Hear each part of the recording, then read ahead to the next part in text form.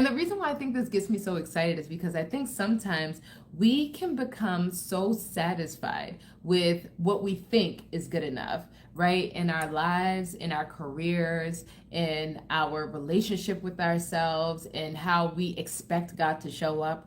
Oh, this is good enough. Like we settle. This is good enough.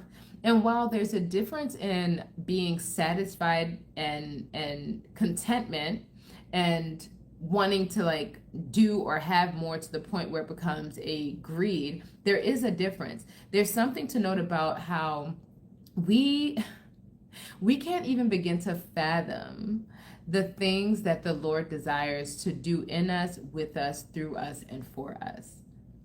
Like oftentimes we're settling for less than what he desires because we're not willing to go where he's calling us to go.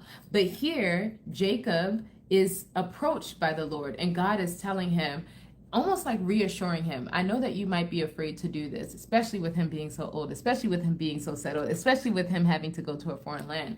But God says to him, do not be afraid to go down to Egypt, for there I will make you a great nation. Almost as if to say that while God could do anything anywhere, it's in the moments where we begin to trust him to do things in the spaces and places where we are uncomfortable that he shows up the most, right?